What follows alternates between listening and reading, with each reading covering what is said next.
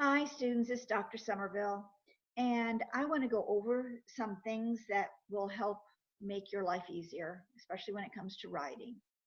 And so, this is a paper that I did a while back, many years ago. Actually, it was originally in APA 5th edition, and I had to pop it into the 6th edition. And so, I want to just go over some things that might help you make life easier. So I want to show you something that I use whenever I was a student, and I also use it on your papers. It is called Grammarly. And Grammarly, I do believe you can get a free Grammarly. I pay for it monthly because I use it so extensively, and I want the special edition. But Grammarly helps you figure out what is going wrong in your paper. So I'm going to enable Grammarly, and you will see that I have dissertation, but you can pick different types. You can pick essays, academic papers. But over here we have Grammarly, and it's checking, and it will come up with different issues that you might have with your paper. This paper might not have too many, but I'm sure there's always a few. So we'll let it check for a minute. You have vocabulary enhancement, punctuation. It also can show you plagiarism, although I think that you have to pay for that. Dissertation, you've got your academic, general academic, essay, report, book reviews, different types. I usually keep it on dissertation because we expect you to write in a professional manner. So let's go back. Oh, 54 critical issues. So let's go down and see what those 54 critical issues might be. As we come down, you'll see, oh, the overused word of negative. So it's like, oh, I used negative way too many times. Let me look at that.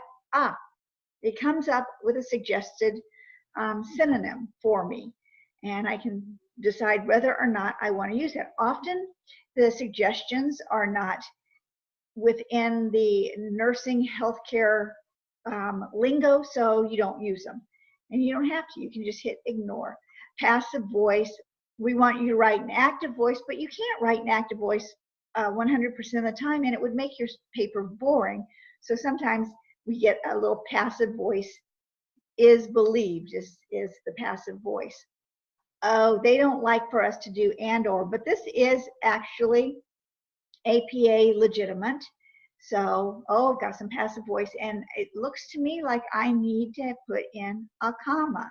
Resistance will become a concern, and oh, and here I've got incidence of primary, and it wants me to put the incidence, and this is correct. The incidence is more professional, so I will click on that. Another overused word, major, and let's see what they might suggest. Oh, significant. Yeah, that's a great word to. So I click on that. Significant changes right here. I want to go back to major, and I just hit unclick, and now I've got major here. Obviously, I'm missing another comma. So you see how well this is sentence fragment. That's a really good thing. Sometimes you really can't change those, but it shows you that, yes, I need to read that and see if I can understand it so that my reader can understand it. So Grammarly is a really great thing. And I actually do suggest students go and see if they can get a free subscription to it. So I'm going to get out of Grammarly and bring back our paper. Now, let's go to the paper. This is your running head. This is what it's supposed to look like. Small letters and then capital. Mine says global issues because I had a teacher that wanted us to put in the running head what the course was on, and this course was on global issues and global health. And this paper was on global health. This is the issue of hepatitis B. I have, again, my title here. We don't put introduction up here. That's very, very passe. However, remember, Different teachers will be stuck into the 3rd or 4th edition, but the 5th and 6th edition, we did not say introduction. Then I have my nice little introduction. This is a small paper, a very small paper. It's a meta-analysis. So what I did was I was looking at the literature on the global issue of chronic Hep B. And so we come down here, I've introduced it, and I've got a little literature review. So I use a heading. My little literature review, it talks about different articles that I read. Every one of these articles that I read will be in the, and used, and I referenced or cited, will be in the references. One of the things that I noticed that students do is they think that because they read the article, they should reference it. You do not reference anything that you are not citing in your paper. And so just because you read the article doesn't mean that you're actually citing it in the paper. Lei and Yin, you know, I'm talking about what they found with Hep B, and I have different, obviously different authors of different studies. These are all scholarly. We come down and then we go, oh wow, now we're going to translate this into medical therapies that these Hep B patients might be on. Of course, this is old. Now we've got this great new therapy that they're putting a lot of people on. But here we have the medical therapy. So I give myself a nice little title or a heading. And then we go down. Now I have 1, 2, and 3 because there's 3 scenarios that are discussed. Now, I did not write the scenarios word for word. I paraphrased them. But we know that these 3 scenarios are coming from McMahon. Then we go on down, and I'm writing about a completely different author. And if you notice, I don't have quotes in here. Quotes show that the student has not synthesized and analyzed the information. It means you don't have an understanding of the information. The only time you quote is in seminal work, and those are few and far between. In one of my courses, I do use a great original work that you would want to quote from because it is the original work. But most often you're not going to be using the original work. So we go around and notice when you're using a percentage like this, you do not write your number out. However, if you just got a number between 0 and 9, you want to write that number out if it's not in relationship to a 9 through 22%. But if you're talking about 5 years, look at this right here, 5 years, that's not a 5, that's written out. You almost always will write your numbers out unless you're looking at a number that is a percentage or a decimal of something. Here I have my heading, reporting the findings. V is small. And then I go and I describe the findings again, if you notice. This is important. Hepatocellular carcinoma comes before HCC in parentheses. Do not put HCC parentheses hepatocellular carcinoma. That is not correct. This is the correct way to do it right here, okay? So let's keep going down here. Of course, now I'm going to talk about numbers real quickly again. This is SPSS. It's a statistical program that is used, especially in master's and PhD programs and or doctorate programs. And there again, this is how it's written. So I'm going to go 11.5. That's how it is written. So this is all about the statistical significance P. So of course it's going to be written, it's statistics. It's going to be written out in numbers. Now we keep on going. I'm writing. The World Health Organization, parentheses, WHO, close parentheses. Up, I see a mistake right here. I don't have a space. Maybe I better go put a space there. There, got my space. And then I go down and I finish this off and I come to my conclusion. The reason why we have a little bit bigger space here is because I don't want the word conclusion sitting right here all by itself. So I come to my conclusion and I say that in conclusion, and there again, I finish out my paper. Then we come, the references, and this happens to students quite often. It happens to all of us, nothing to get worried about. If you move things on your paper, then your next page will move. And we have something in home that I'm going to show you. You go to home. Oh, no, I'm sorry, it's insert. And you put your cursor right there. You see the two little arrows down here. And then you can go page break. It breaks the page.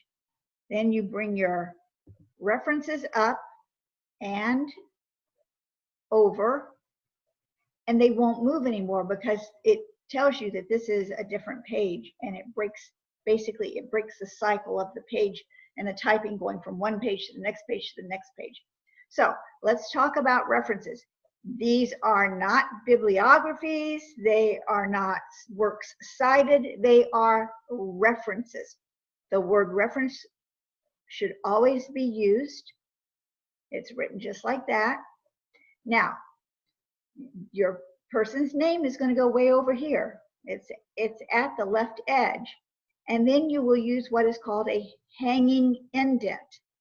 And this is how your reference is written, with a hanging indent. Now I'm going to show you how to make a hanging indent.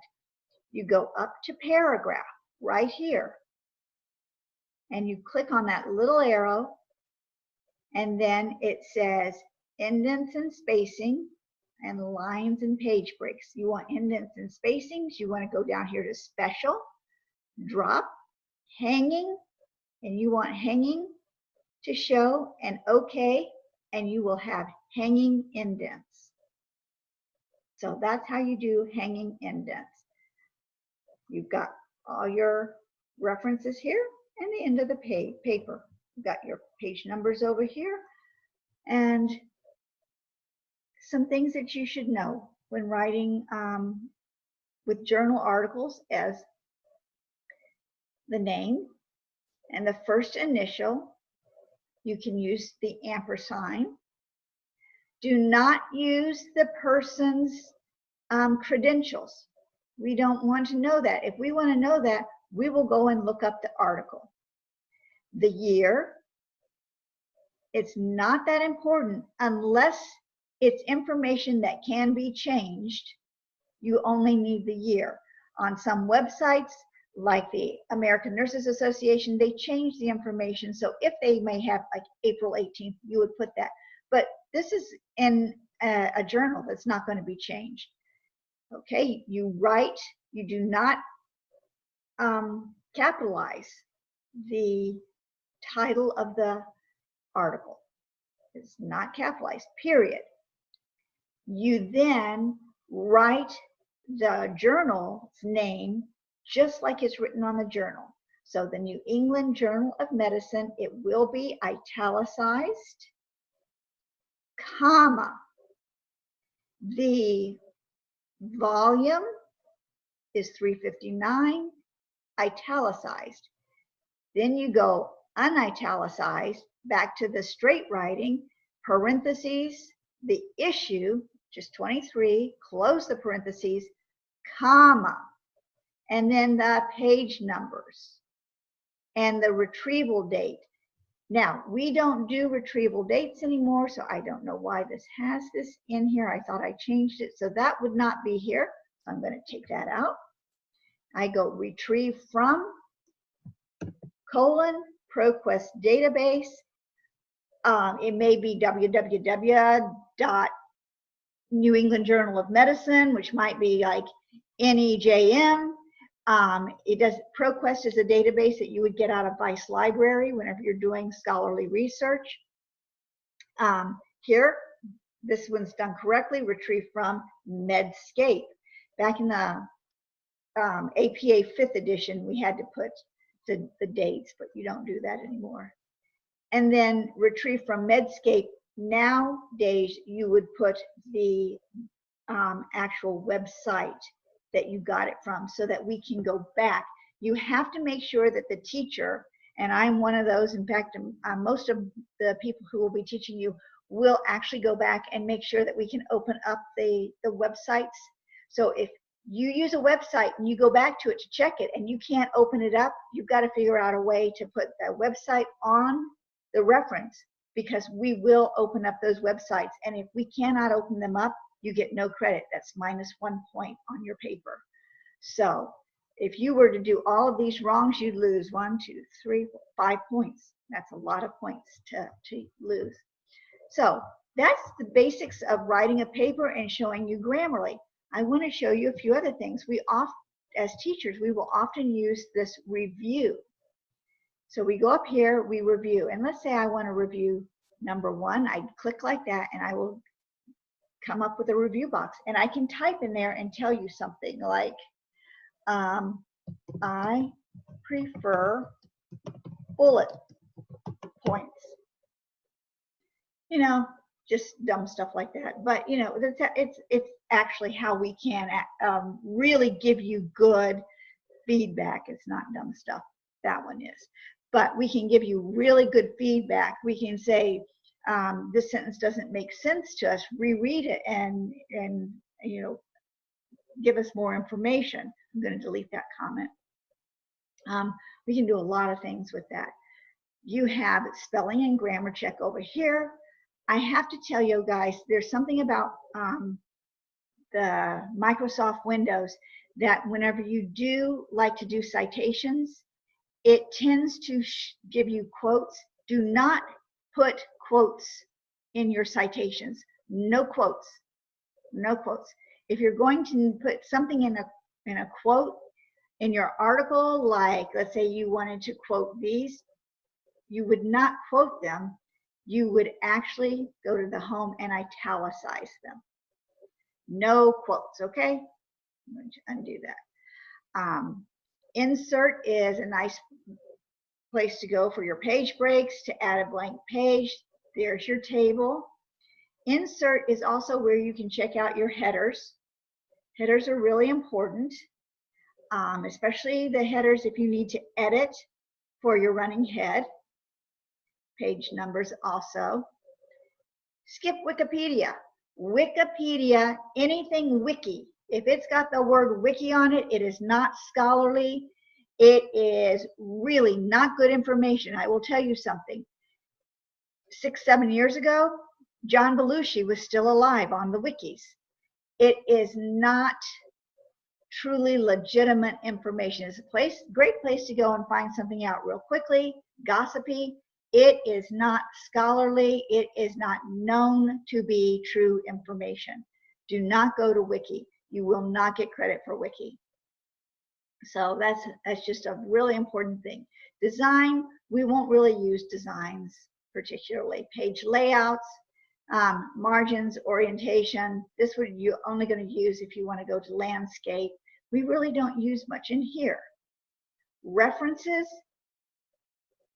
table of contents. If somebody wants you to use a table of contents, it's another area we don't use. Mailings, review we do use. And so let's go back to home again.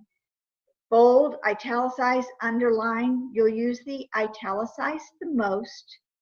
No reason to bold. I know people like to make things fancy and they like to bold up the headings and stuff, but that is not APA. That is not professional writing. New Times Roman, size 12. Here are your numbers and your bullets. Left side, align. Center, align. Do not go and use the justify. Don't justify. Here you have your line and paragraph spacing. We want everything to be done too. And we really don't want an extra space between paragraphs. So if you're getting that, you need to go down here and remove that space. This is really interesting because this can help you read your paper and find mistakes in your paper if you notice it's got. We also can tell if there's 2 or 3 spaces, especially after the period. So that's just an interesting little thing. So find. This is great. My goodness gracious, I need to find a word. I go over here and I put in the word, and I need to, let's say I need to find the word clinical. Well, here it shows I have different places. It's in yellow here, and it also shows me here all the places where I have clinical. So I've just found that. That's really nice. Find is really good. Replace is really nice if you need to go in and let's say you've got clinical and you really want to write and replace it with healthcare site. You can go in, you can replace once, or you can replace all of them. You can find the next one, or as I will do, I will cancel it. So those are the nice things about writing a paper and the little extras that you might get. I also want to show y'all one more thing. I'm going to make this a little bit smaller. I'm going to get rid of that. Get rid of that. Launch APA Perla. This is a great thing. I have used this for 20 years. Some teachers will say, oh, we don't really like for you to use Perla, but it costs about $35 or $40, and it is well worth the money. It will set your paper up just like this. And so I suggest using it. You can go into Word. We'll get out of here and we'll go over here to Word, and we'll open on Word and go back. Here, let me just get out of Word completely and go up to Word. And you can search for the APA template for Word, and it will come out 6th edition. Here's your 6th edition. However, you have really got to go and check if you use this, because this has got some little bugs in it that are not APA. And one of them is putting the quotes in your in-text citations. Okay, so that is it. And I hope this is a help. I hope it's not too long. And let me know. Thanks. Bye-bye.